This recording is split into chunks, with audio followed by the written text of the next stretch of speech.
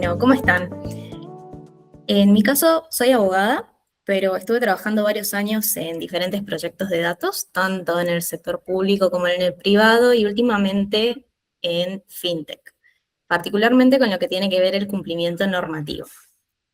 Entonces, esta charla viene a cuento de, a ver, si tenemos que cumplir esta función de gobierno de datos en las diferentes empresas, y en particular lo que son las entidades financieras, es decir, tenemos bancos, tenemos algunas fintechs con licencia bancaria, por ejemplo, Ualá, Mercado Pago que la está gestionando.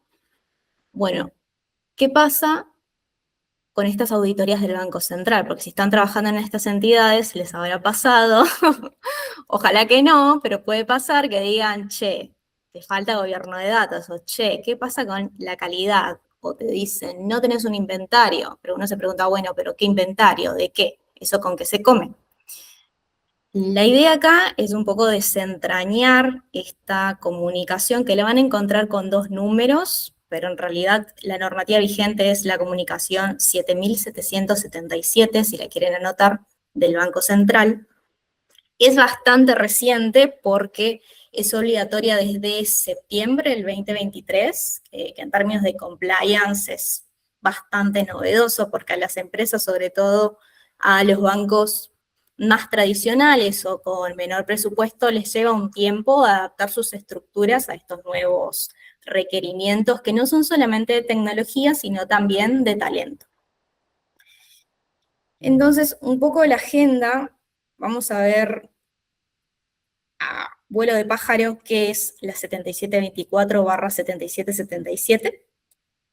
¿Qué obligaciones, acá sí, esto es como el fuerte, qué obligaciones impone, es decir, qué cumplimiento tiene que demostrar esta entidad financiera frente al Banco Central en materia de gestión de datos y gestión de activos de información? Y en último lugar, ¿por qué gobierno de datos y no solamente tecnología de la información, ciberseguridad? Es decir, ¿por qué se está requiriendo en estas entidades financieras conocimiento específico en materia de data governance? También lo van a encontrar como data management, data quality, tal vez conocen, bueno, seguramente conocen los estándares de DAMA. Entonces vamos a profundizar en esa parte. Ahora, ¿cómo se llama esta comunicación?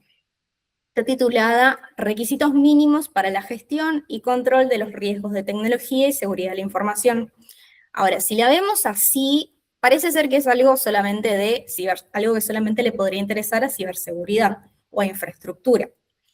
La cuestión es que si bien trae muchas obligaciones muy interesantes en materia de desarrollo de software, gestión de riesgos tecnológicos, continuidad del negocio, la realidad es que para llevar adelante todas esas tareas se requiere una capa fundacional que es este gobierno de datos. En particular, ¿cuál es la terminología que utilizan en la comunicación? Es, en lugar de gobierno de datos, gestión de datos y de activos de información.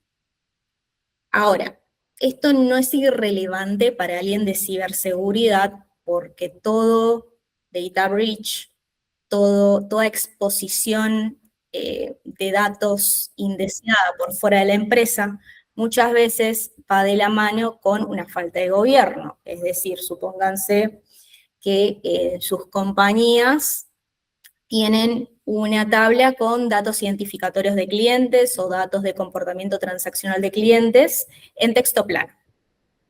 Entonces, por no tener activado el multifactor de autenticación, lograron tener acceso a credenciales, los atacantes lograron tener acceso a credenciales robadas, tuvieron acceso y encima esos datos en texto plano. Entonces, uno se podría preguntar, bueno, ¿por qué estaban esos datos identificatorios? ¿Por qué estaban esos DNIs, esos quits en texto plano? ¿Por qué no estaban encriptados? Dice la buena práctica. Muchas veces es porque esos datos no tenían asignado un owner, un propietario del dato, una persona dentro de la organización con la responsabilidad de velar por la integridad, confidencialidad, calidad de esos datos. Y al mismo tiempo, muchas veces al no tener ese owner no estaban clasificados, y muchas veces, no muchas veces, sino que la buena práctica indica que el acceso a esos datos o el grado de seguridad con el cual se los resguarda va de la mano con la clasificación, qué tan críticos son. Entonces, si queremos gestionar estos riesgos de ciberseguridad, necesitamos esta capa fundacional, y es acá donde viene gobierno de datos. Ahora, punto a favor para colegas de gobierno de datos. Con esta comunicación, el gobierno de datos ya no es algo que solamente interesa a data, a tecnología, es algo que también tienen que tener en cuenta el directorio y la alta gerencia, porque el directorio tiene que asegurarse de aprobar estas políticas y de monitorear la gestión de estos datos. Y la gerencia tiene que encargarse de desarrollar estas estrategias de gestión de datos, de disponer el presupuesto necesario para llevar adelante esta tarea. Por eso es que también hoy en día hay muchísimas vacantes en materia de gobierno de datos, y suelen pedir entre las responsabilidades del puesto conocer cuáles son las obligaciones en materia de, las obligaciones que impone el regulador, que en este caso es el Banco Central para las entidades financieras. Ahora, entrando al qué exige la norma. A ver, son muchas obligaciones. La idea acá es, se las voy a comentar a vuelo de pájaro, las obligaciones en materia de gestión de datos y de activos de información, y después vamos a profundizar en tres en particular. Ver qué es lo que nos podría preguntar el auditor y cómo respondemos a esa pregunta. Entonces, si ven la lupita, es porque vamos a trabajarlo con más profundidad más adelante. Pero empecemos con la gestión de estos datos. En primer lugar, la entidad tiene que saber responder la pregunta, ¿qué datos tenés? ¿Dónde están esos datos? Y no son solamente los estructurados, los que tenemos en el Data Warehouse, los que tenemos en un archivo Excel, sino también los no estructurados. Tenemos capturas del DNI de los clientes, tenemos logs de aplicaciones con algún que otro dato transaccional que tal vez no debería estar ahí. También la empresa tiene que saber dónde están esos datos.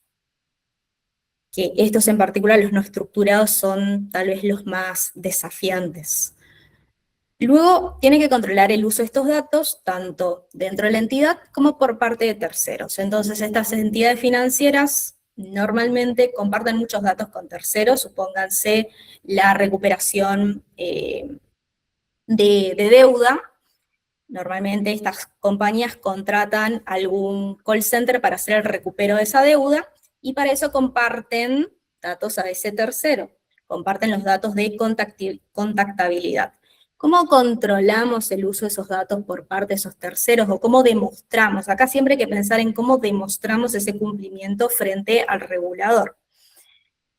Bueno, tenemos el contrato de transferencia de datos con una cláusula en particular que diga que esos datos solamente pueden utilizarse con esos fines, no pueden emplearse con un fin de entrenamiento de modelos, por ejemplo.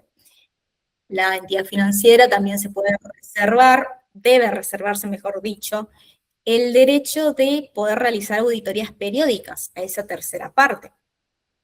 Al mismo tiempo, cuando comparte esos datos, tiene que procurar compartir solamente los datos necesarios para cumplir con esa función. Entonces, esas son diferentes maneras en las cuales se muestra ese cumplimiento. En tercer lugar, gestionar la calidad del dato. Esto es el típico data quality, que a veces está embebido en la función de data governance y ven las job descriptions, que esto lo vamos a profundizar más adelante. También hay que definir qué necesidades de conservación, almacenamiento y backup. Es decir, las entidades financieras tienen diferentes obligaciones de retener esos datos en ciertos periodos de tiempo, según las obligaciones que tengan con la UIF, el Banco Central. Por ejemplo, datos contables tienen que tenerlos durante 10 años, entonces todo eso tiene que estar documentado. Disponer la eliminación segura de esos datos al final del ciclo de vida. Acá es clave la identificación de qué datos tengan. Supónganse que tienen un cliente que quiere ejercer sus derechos de acceso y de supresión de su eliminación, bueno, tienen que asegurarse que esa eliminación se haga y eso va de la mano con el etiquetado de esos datos para hacerlo de manera eficiente, ¿no? ¿Qué también hay que hacer? Hay políticas de gestión de datos, hay que demostrar al regulador que estamos supervisando ese cumplimiento. ¿Cómo supervisamos ese cumplimiento? Con métricas. Entonces, ¿qué le mostramos al auditor? Que tenemos una métrica que dice el porcentaje de datos que tienen un owner, un data owner asignado. O le mostramos los resultados de las reglas de calidad. Hay algunas específicas, supónganse, queremos medir que nuestro maestro de clientes nunca tenga duplicados. Algo obvio, pero bueno, hay que medirlo para accionar en caso de algún problema de datos. Entonces, eso es lo que vamos a estar monitoreando al mismo tiempo. ¿Qué porcentaje de datos tenemos clasificados? O en caso de saltar una alerta de calidad de datos, ¿cuánto tardamos en solucionar ese problema? Esa es otra métrica que se puede seguir. También hay que controlar la ejecución de proyectos y servicios de gestión de datos, que esto no es más que demostrar que, supónganse, tienen un proyecto de migración del core bancario, o tienen un nuevo proyecto de ingesta de datos, o de modificación de esos datos, que en algunas compañías más grandes se hacen squads, en los cuales normalmente están los data engineers, y después tienen las personas del negocio, algún dueño de producto. ¿Cómo lo demostramos? Una tarjetita en el Jira, que diga, bueno, esto tuvo la validación de gobierno, o esto se realizó conforme a las políticas y procedimientos dispuestos por gobierno de datos. También, y esto es súper importante, cuando se intercambian estos datos con otras entidades o terceros, que esto pasa mucho en los grupos de empresas, en los grupos financieros, normalmente banco puede que comparta algún dato con seguros, por ejemplo, para hacerle una oferta de seguros a ese cliente. Bueno, ¿cuál es el mecanismo de intercambio? ¿Cuáles son los términos del mismo? Y eso tiene que estar documentado. Eso es lo que vamos a mostrar al regulador. Y en décimo lugar, Lupita, vamos a profundizar más adelante, todos estos datos tienen que estar clasificados. Ahora vamos a ver cómo. En cuanto a activos de información, a ver, estábamos hablando de datos, lo que normalmente tratamos. ¿Qué pasa con estas aplicaciones que dan soporte a las operaciones de la entidad? Es decir, tenemos la aplicación de mobile banking, en caso de que la tengan, tenemos una base de datos en la cual se persiste esa información, tenemos un sistema de back office en el cual el personal que atiende al cliente revisa los datos que tenga que revisar. Entonces tenemos muchas aplicaciones, a su vez podemos llegar a tener hardware dentro de la organización, todo eso tiene que estar identificado. Y esto van a ver más adelante, y seguramente ya lo detectaron, es el presupuesto para la gestión de la ciberseguridad, para hacer ese análisis de exposición de datos. Acá la obligación principal es armar ese inventario, pero ese inventario tiene que cumplir con ciertos requisitos mínimos, que los vamos a ver más adelante. Ahora, toda esta gestión de datos y activos de información, ¿cómo cumplimos con estas obligaciones? Se cumplen a través de, y esto tiene que estar documentado, políticas, procedimientos y responsabilidades. Es decir, siempre tenemos que tener documentadas las personas a cargo de estas diferentes obligaciones, que hace un data owner, por ejemplo, como puede ser aprobar la clasificación de determinado activo. Todos estos documentos tenemos que tenerlos a mano para cuando el regulador nos pregunte, bueno, ¿cuál es tu política? ¿Cuál es tu procedimiento? Todo esto tiene que estar documentado. Entrando ahora a la gestión de datos. ¿Con qué hay que empezar? Bueno, ¿realmente tenemos identificados nuestros datos? tanto estructurados como no estructurados, es decir, tenemos un inventario, un catálogo donde nosotros digamos, tenemos datos de clientes en el core bancario, supónganse que utilicen Mambú o cualquier otro, si es propietario de la propia compañía. También tenemos datos de clientes en un bucket de C3, porque ahí tenemos los archivos RAW que después vamos a ingestar. También los tenemos en un data warehouse, el que utilicen, Redshift, Snowflake, para su consumo analítico. Eventualmente, no eventualmente, sino que el 99% de los casos también van a tener esos datos persistidos en una base de datos transaccional, una base de datos relacional, que a su vez esté administrada por algún servicio, supónganse que utilicen como proveedor de cloud AWS, utilizan Amazon RDS. Todo eso tiene que estar identificado. Y acá, a ver, esta respuesta de qué datos tenés no es solamente responder sí, tengo estos datos estructurados en estos diferentes sistemas.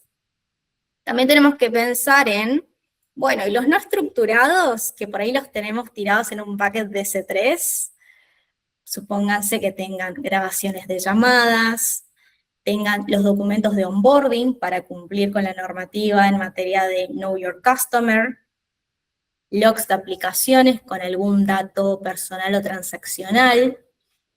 Y acá pensemos, a ver, en esto consiste esta obligación, de identificar estos datos. Si viene un auditor y les pregunte, hagamos el ejercicio, ¿tienen un catálogo de datos? Mostrame el catálogo. ¿Están en condiciones de responder esta pregunta, de mostrarles el catálogo? ¿Lo tienen? ¿En qué sistemas tenés los datos de clientes, los datos contables y los transaccionales? ¿Y por qué empezaría con estos? Porque entre las obligaciones se encuentra tener mecanismos para identificar estos datos, es decir, los datos identificatorios de los clientes, datos de comportamiento transaccional de esos clientes, esos datos agregados que se generan al cierre contable, diario, mensual, sobre los activos que tiene la entidad, los datos transaccionales, esos movimientos de depósito, de retiro, que tienen que pasar por un proceso de aprobación antes de su perfeccionamiento, todo esto según las definiciones que impone la misma norma. Entonces, primero, bueno, ¿dónde tenemos esos datos? ¿Y qué datos tenemos de los clientes, por ejemplo? Supónganse un cliente en ejercicio de sus derechos en la ley de protección de datos, ley de datos personales, les dice, quiero saber qué datos tenés de mí. Bueno, ¿cuánto tardan en responder a esa solicitud? ¿Y qué pasa si se modifica esa norma y de repente las multas son relevantes para la entidad financiera? Que hoy en día no lo son muy bajitas. Pero ¿qué pasa si cambia esa legislación? Bueno, acá la misma pregunta, ¿cuánto tardas en responder? ¿Y cómo demostramos ese cumplimiento? Bueno, le mostramos el catálogo. El catálogo no tiene que ser muy complejo, el catálogo hasta puede ser una planilla de Excel, que obviamente al momento de mostrar cumplimiento entre las primeras observaciones nos va a servir, pero con el tiempo se nos va a hacer inmanejable, porque sabemos que este gobierno de datos tiene que ser sostenible en el tiempo, y una planilla de Excel no lo es, pero para empezar está muy bueno, porque, a ver, la clave acá es identificar cuál es la herramienta que más nos sirve según nuestras necesidades. ¿Cómo se vería un catálogo de datos? Por ejemplo, de esta manera. Tenemos, en este caso, es un dato de tipo estructurado, tenemos un modelo de clientes, el modelo maestro de clientes, tenemos descripciones de sus diferentes columnas, con una clasificación, sabemos a qué dominio pertenece, y fíjense cómo tienen un propietario, que es una persona, no es un rol. Es una persona con nombre y apellido responsable de la integridad, la clasificación de esos datos. Tenemos un linaje, que esto lo vamos a ver más adelante en materia del ciclo de vida, pero también tenemos en ese catálogo menciones esos datos no estructurados. Entonces, por ejemplo, hay catálogos como Colibra, que es muy costosa, pero te permite conectarte, mapear automáticamente buckets de C3, que eso es súper útil para el escaneo de datos no estructurados.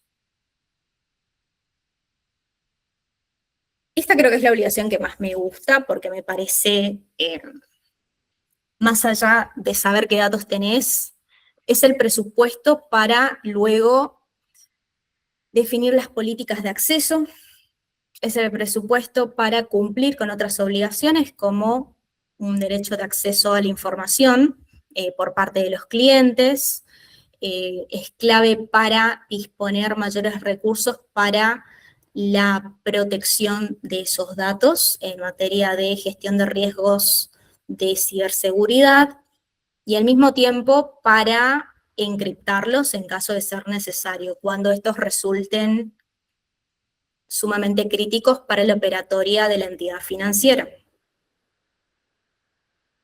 No nos dice los niveles en los cuales hay que clasificarlos la norma, pero nos da criterios. Nos dice que estos datos tienen que estar clasificados, obviamente el propietario lo tiene que aprobar, tiene que participar de esa clasificación, y el propietario va a ser la persona del negocio, va a ser el dueño del producto, va a ser el gerente de la vertical, no va a ser tecnología. Porque tecnología no conoce realmente cuál es la relevancia para el negocio de estos datos.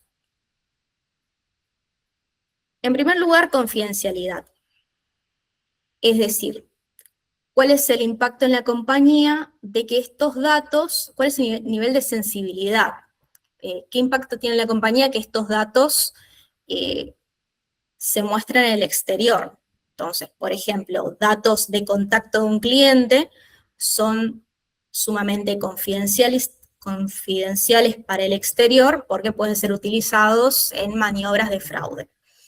O datos sobre realmente cuáles son las tenencias en materia de activos por parte de la entidad financiera, también son sumamente confidenciales, tienen un alto grado de criticidad según este criterio. También la disponibilidad, es decir, cuál es el impacto en la compañía si este dato no lo tengo a tiempo. Intentemos no utilizar la misma palabra. Por ejemplo, si tengo que cumplir con los regímenes informativos, los diarios, yo necesito tener ese dato a primera hora del día. Entonces tiene un alto impacto en la compañía el no tenerlos a tiempo. Lo mismo si tengo una campaña de marketing en un fin de largo, necesito tener los datos de cómo está performando la campaña ni a real time para poder modificar el rumbo en caso de ser necesario. Integridad. ¿Cuál es el impacto en el negocio de que ese dato me venga incompleto o incorrecto?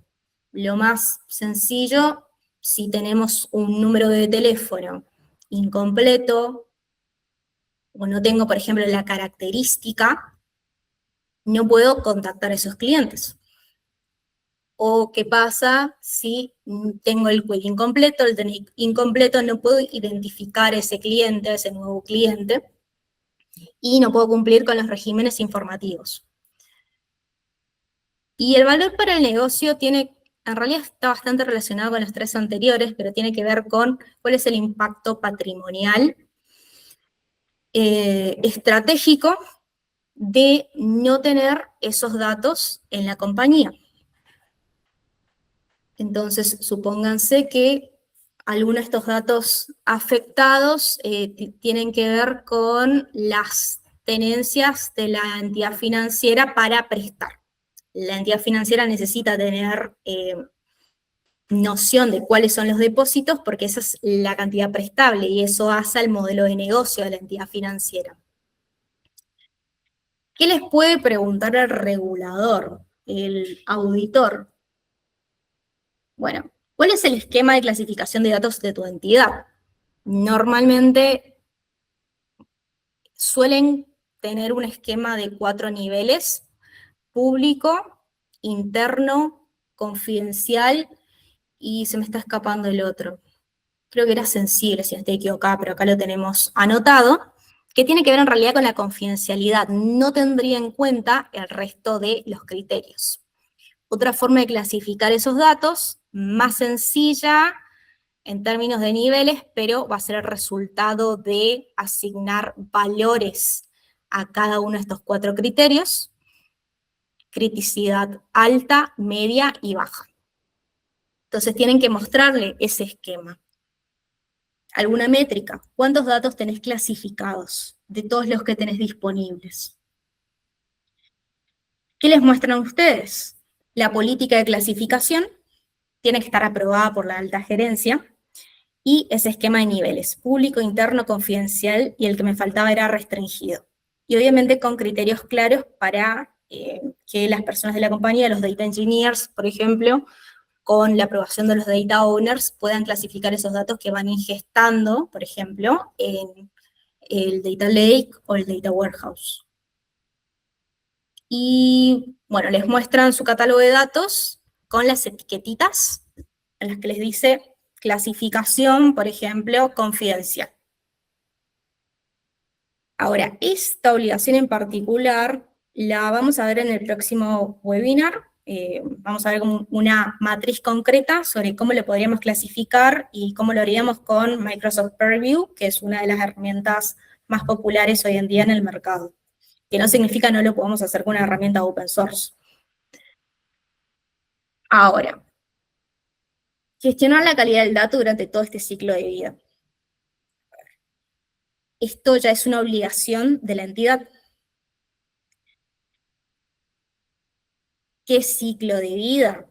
Bueno, pensemos en un core bancario, empezamos con la creación o la obtención de ese dato, capturamos el dato de una transacción de X a Y. Luego lo almacenamos, lo persistimos en alguna base de datos transaccional, eventualmente lo ingestamos para su procesamiento con fines analíticos, le realizamos transformaciones, lo utilizamos, supónganse que estos, por ejemplo, se utilizan las aplicaciones de Mercado Pago. Mercado Pago utiliza el historial de transacciones de terceros a los cuales realizaron transacciones para recomendarles la persona a quien transferir. Entonces, en ese uso en esas transformaciones que se hacen, puede ocurrir que generen una flag que diga si esa transferencia fue a terceros o no. Eso después es utilizada por los dueños del producto cuentas para trabajar con esa nueva feature en la aplicación mobile. Eventualmente, esos datos, cuando ya no sean necesarios para el uso analítico, se van a archivar en caso de tener la obligación de retener esos datos. Por ejemplo, datos contables, la entidad financiera los tiene que guardar por 10 años. Y en algún momento los eliminará. En todo este ciclo de vida, no significa que tenga que ser en todas las etapas, va a ser en las etapas pertinentes. Por ejemplo, etapas donde haya transformaciones de datos, cuando sea un dato muy crítico, por ejemplo, a mí me interesa que el número de teléfono venga ok. No me sirve un número de teléfono incontactable o un correo electrónico incontactable. Entonces, medimos la calidad en el sentido de la validez de ese número de teléfono ya en la captura. Y cuando hacemos alguna transformación, bueno, verificamos que ese número de teléfono, ese correo electrónico, siga cumpliendo con esa expresión regular. Ahora sí, ¿qué medimos cuando hablamos de calidad? Acá podemos tomar como framework DAMA, que me parece lo más práctico. No hay que medir todo, hay que medir lo pertinente. ¿Qué podríamos medir? Bueno, unicidad, no tener duplicados. Yo no puedo tener un maestro de clientes con datos duplicados. No puedo tener un maestro de comercios amigos con comercios duplicados. Oportunidad, es decir, debo tener el dato cuando lo necesito. Si yo tengo un pipeline de datos cuyo DAC se ejecuta todos los días, supongamos que a nivel diario tengo todas las transacciones del día de ayer, bueno, controlo una vez que se ejecutó ese pipeline, si efectivamente tengo un dato con fecha de actualización de ayer. Completitud, esto es no tener nulls cuando los necesito. Por ejemplo, transacciones. El monto lo necesito sí o sí, porque el monto va a determinar en última instancia cuántos depósitos tiene la compañía para prestar. Entonces tengo que verificar que me venga un número en lugar de un null. En cuanto a la consistencia, esto es de chequear que entre sistemas los datos tengan sentido. Por ejemplo, no puedo tener más clientes en una tabla que en otra. A su vez, ese cliente tiene que tener el mismo, idealmente no debería tener más de una tabla con el DNI de un cliente, porque yo debería trabajar solamente con el identificador interno de ese cliente en particular, pero, por ejemplo, que tenga el mismo DNI en ambos sistemas. Eso va con la consistencia, la coherencia entre diferentes fuentes de datos. Y, por ejemplo, la validez, esto que les decía, si tenemos una transacción que implique un depósito, ese valor tiene que ser mayor a 0. Eso va con la validez o con el cumplimiento de otras reglas de negocio. ¿Qué les puede preguntar este regulador? ¿Qué reglas de calidad tenés definidas? ¿Cómo estás monitoreando esas reglas de calidad? Si falla alguna regla de calidad, ¿cómo te enterás? ¿Qué canales de alertado tenés? ¿Utilizas Slack? ¿Utilizas correo electrónico? ¿O cómo haces? Bueno, de la mano, ¿quién recibe esas alertas? Y esto en sintonía con este ciclo de vida, si tenés documentado el linaje, porque realmente para poder controlar la calidad de ese dato en todo su ciclo de vida, yo tengo que conocer desde su captura todas las transformaciones que va sufriendo en todos los diferentes sistemas de la compañía, y de esto va el linaje. ¿Qué le mostrarían ustedes? Volvemos al catálogo, les muestran qué reglas de calidad tienen, aplicadas a cierto dataset, que obviamente lo van a hacer en las partes pertinentes. Van a aplicar esa regla de calidad, en caso de ser necesario, en la captura, porque esto es más sencillo para el root cause análisis. Cuanto antes detecte el problema, más barato va a ser remediarlo. Y les mostramos las reglas de calidad por dimensión. Las dimensiones serían estas: unicidad, oportunidad, completitud. Les mostramos cómo monitoreamos esas alertas, si utilizamos un dashboard, si tenemos esos canales de Slack, ese dashboard de calidad. Y en el catálogo también ese linaje, es decir, desde el core bancario o desde la base de datos transaccional que guarda todos los eventos de la aplicación. Bueno, eso después, dónde se ingesta, dónde se va replicando o modificando esa información, esos datos. Ahora, pasando a estos activos de información, vieron que hablábamos de aplicaciones, bases de datos, ahí podemos tener APIs.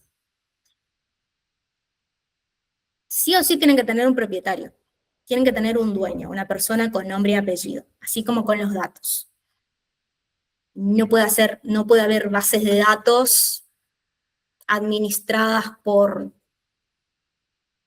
X, o tienen un alias, les dice el equipo de core banking, el equipo de personalización. Bueno, sí, pero ¿quién? ¿Quién es la persona con nombre y apellido que va a velar por la integridad, por la confidencialidad de ese activo? Sobre todo si tiene datos críticos para la empresa. La ubicación, en qué proveedor de cloud lo tenemos, en qué región. Esto si se llega a modificar la normativa en materia de protección de datos personales, cada vez va a tener más relevancia, dónde efectivamente estamos guardando esos datos cuando utilizamos un proveedor de cloud. Cómo está configurada, va a ser muy utilizado en materia de ciberseguridad, si realmente tienen los parches o no, qué versión utiliza. Esto va a servir también para evaluar los riesgos de obsolescencia de esas bases de datos, por ejemplo. cómo se comunican esos diferentes sistemas, que esto tiene que ver también con el análisis de de la extensión de ataque, y qué interdependencias tienen entre sí. Esto tiene mucho que ver con la continuidad del negocio. Si cae un sistema, ¿qué otros caen? ¿Cuáles dependen de él? Obviamente tiene que estar clasificado, al igual que el resto de los datos. Entonces, si yo tengo una base de datos que me persiste datos de clientes, una base de datos que me persiste datos de transacciones, de montos, o de el éxito, o algún dato que me pueda determinar el éxito de una campaña de marketing, bueno, eso va a tener una clasificación acorde a la importancia que tenga para el impacto que tenga para el negocio. ¿Qué les puede preguntar ese regulador? Mostrame el inventario, así como la obligación número 1 de gestión de datos. ¿Cuándo fue la última actualización de este inventario? No vaya a ser que tengamos un inventario de sistemas legacy que ya nadie utiliza. Mostrame el diagrama de arquitectura para yo poder ver que vos realmente conocés las interconexiones entre esos diferentes sistemas. ¿Y qué le mostramos? Ese inventario. Acá ya es un poquito más complejo porque estamos hablando de interconexiones internas y externas, entonces idealmente vamos a necesitar una herramienta formal más específica de gobierno. Puede que no nos resulte suficiente o manejable un Excel o los diagramas sí, Draw.io es una herramienta súper útil para eso, para armar estos diagramas de arquitectura, y que esté documentada la revisión de ese inventario. Bueno, y acá lo que les decía más temprano, que este inventario de activos de información, de cómo los datos se mueven entre sistemas en la compañía, tanto sistemas propios como de terceros para cuando cuando utilice proveedores de cloud para el almacenamiento, para hostear las transformaciones. Esto es súper clave. Ahora, un poco, ya nos adentramos al final de la charla, me excedí un poquito a los minutos, pero ¿por qué estamos hablando de gobierno? ¿O por qué es insuficiente con habilidades propias? Porque acá no quiero decir que es insuficiente con ciertos recursos, sino que es insuficiente tal vez con conocimientos de disciplinas específicas como arquitectura de datos, análisis de datos, ingeniería de datos. Hace falta también ciberseguridad, hace falta un poquito más. ¿Qué es lo que conecta todas estas diferentes disciplinas?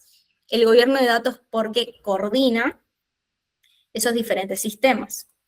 Entonces, tomemos un ejemplo muy a grandes rasgos. Tenemos un sistema de origen, una aplicación de captura, o recibimos datos de un tercero. Por ejemplo, recibimos datos del Veraz para el scoring crediticio. Esos datos después pueden ingestarse, dependiendo de la compañía, en un data lake, en un data warehouse, y a su vez después ser utilizado con fines de ciencia de datos, con fines de visualización, de análisis, reportería para regímenes informativos al Banco Central.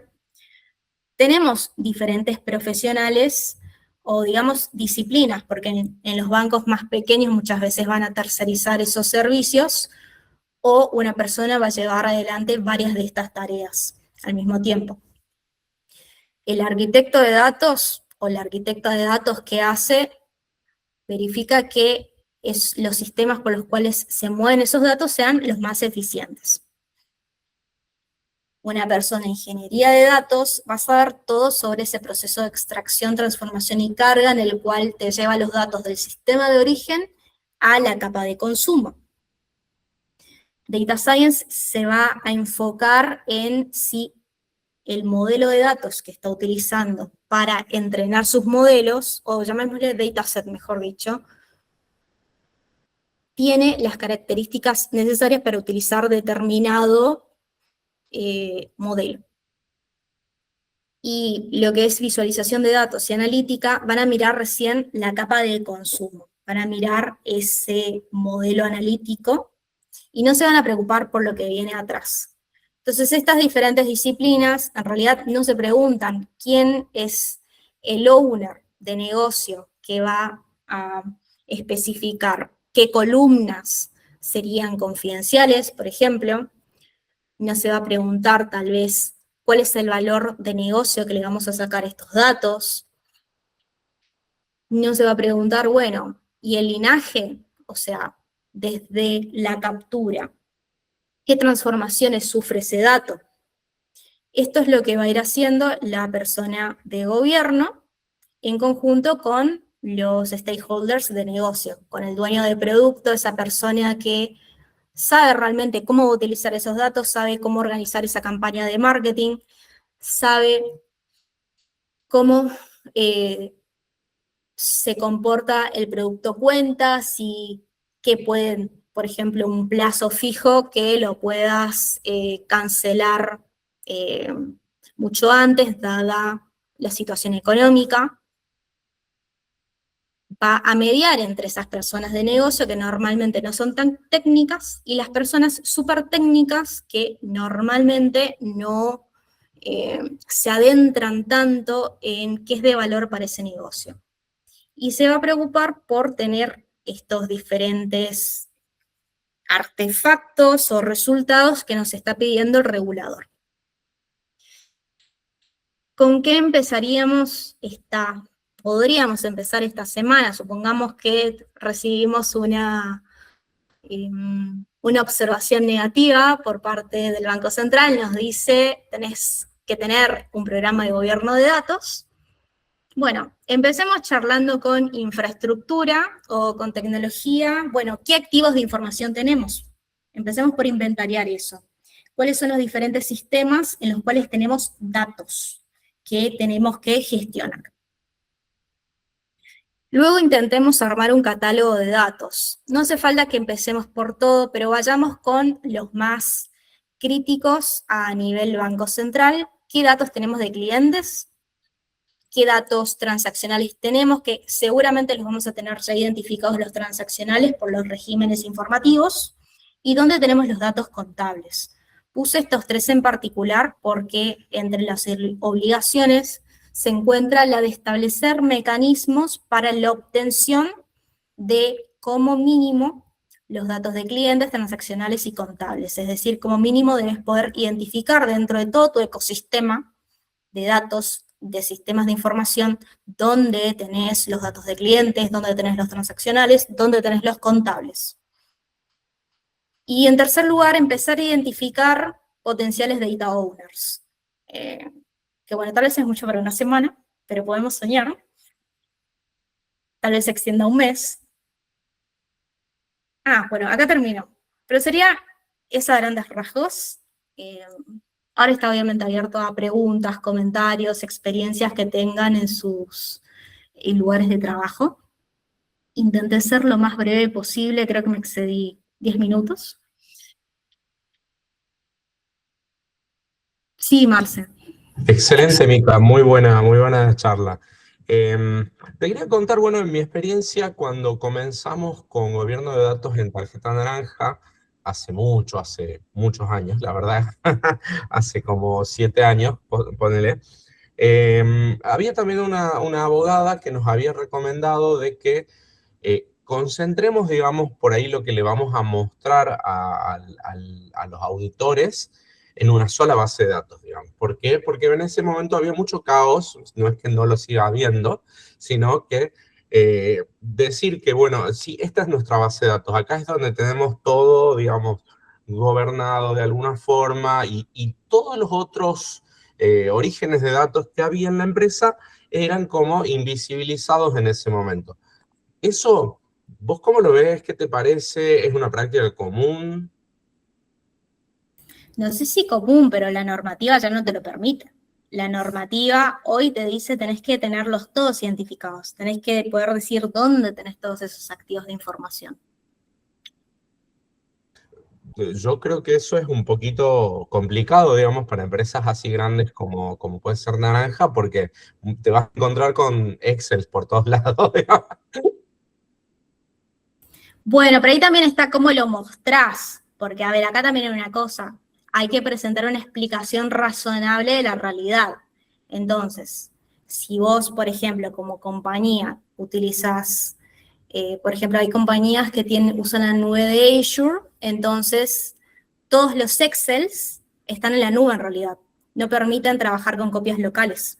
Entonces, vos qué decís, todos los Excels que yo tengo son los que se encuentran en estas ubicaciones. No se te requiere un grano súper fino para todo.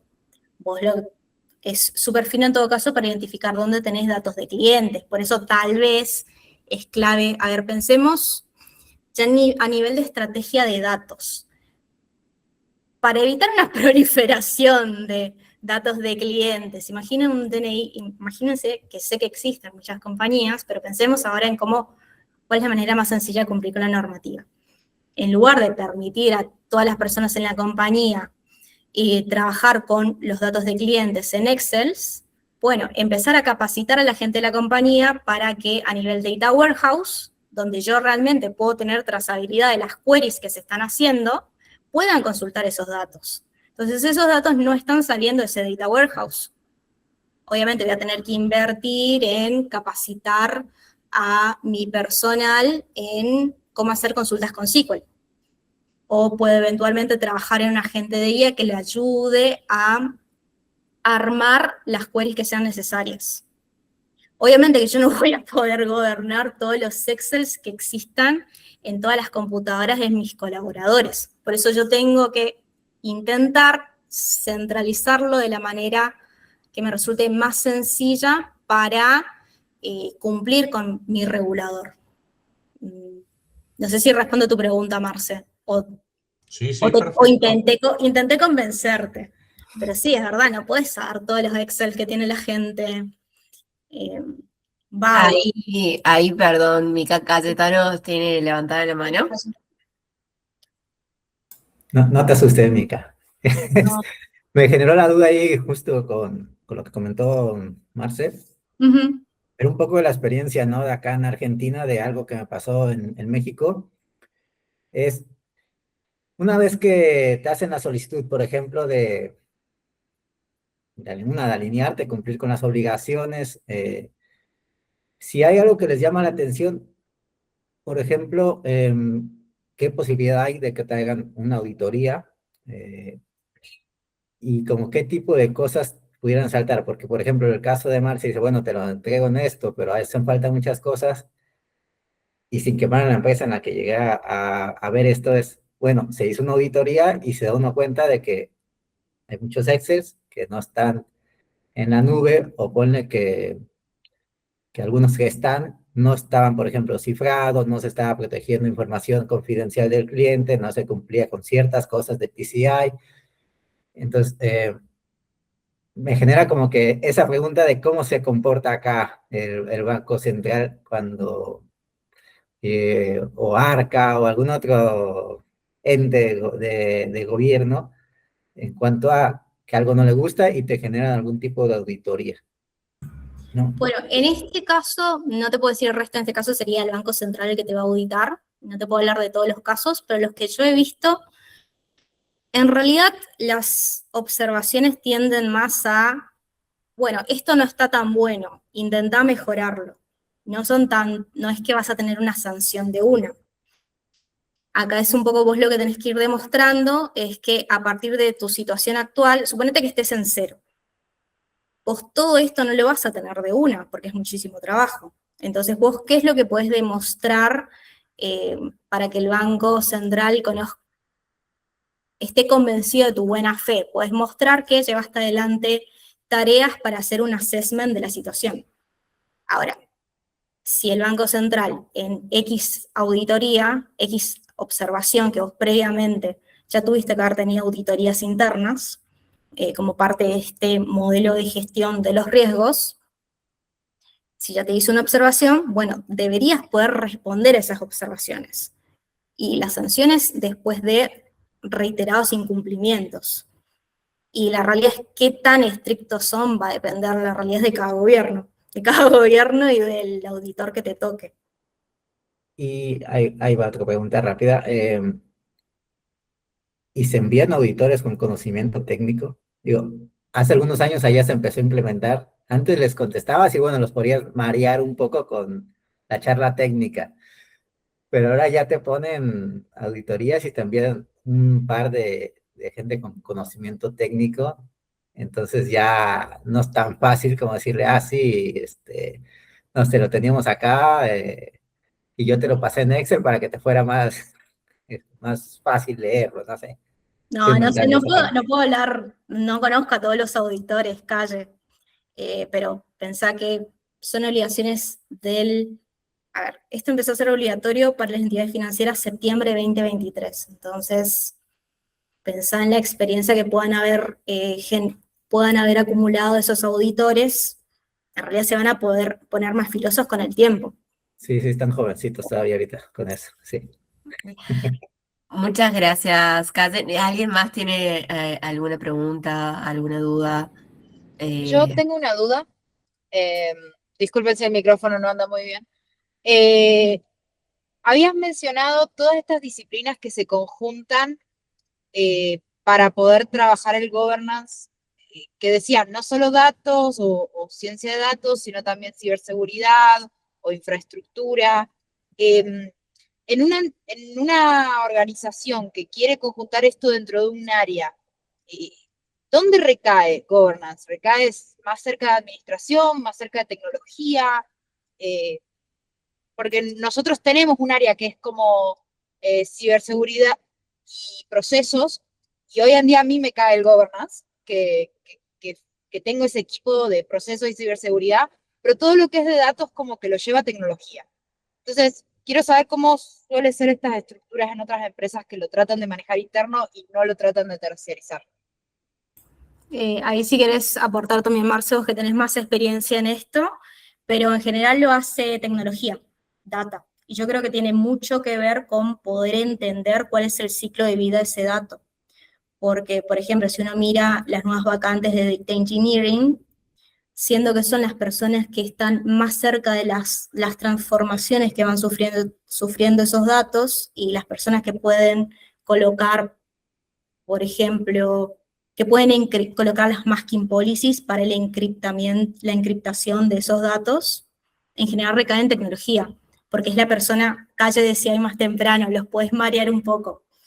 Bueno, vos para trabajar governance y poner estos controles en el pipeline de datos necesitas mucho conocimiento técnico de transformación de datos.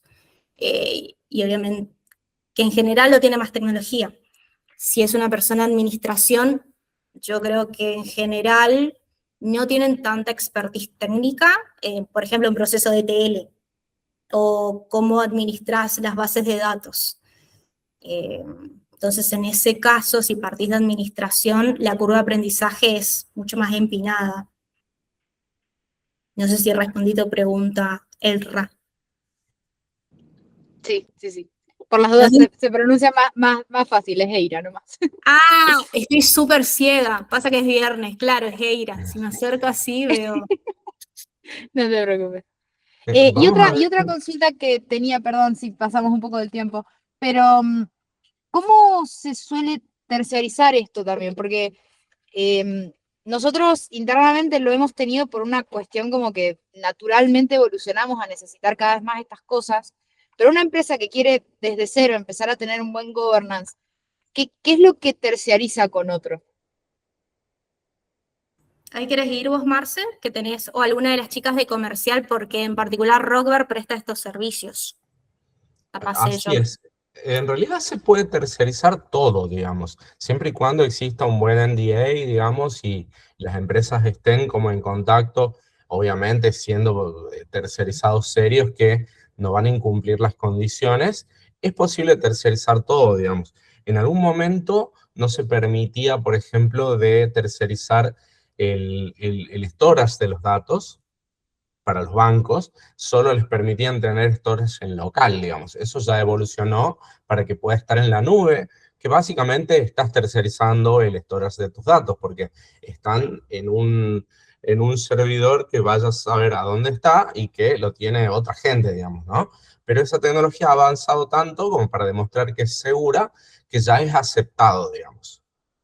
de ahí terciarizar quiénes te van a dar la estrategia de gobierno de datos, quiénes van a llevar adelante esa estrategia, quiénes van a realizar todos los ETLs, cumpliendo, digamos, toda la transformación y manteniendo un linaje claro de los datos, todo es terciarizable, digamos. Sí, ahí para sumarle a lo que dice Marce, a través de dos modelos se irá. Puede ser a través, como dice Marce, de un llave en mano completo, un equipo trabajando específicamente para el desafío que tienen que cumplir, o ya sea un modelo más de staff augmentation, que lo suelen usar muchas de las compañías que son clientes nuestros, y vamos trabajando justamente más ad hoc y más enfocado ya siendo parte del equipo. Obviamente terciarizamos también a la persona y es parte de Rockwell, pero trabaja dentro de la compañía. No sé si logramos responder tu consulta. Sí. Gracias. A vos. Bueno, ¿alguien más tiene alguna duda, alguna pregunta para Mica? Si no, ahí en ese QR es la inscripción para el webinar número 2, que va a ser un poquito más práctico, en donde se van a mostrar casos más reales y donde Mica va a poder explicar la tecnología de Microsoft. Era Microsoft, ¿no? Perdón. Así se puede inscribir, va a ser la semana que viene, el mismo día, a la misma hora. Sí, es intentar un caso práctico de clasificación con Purview.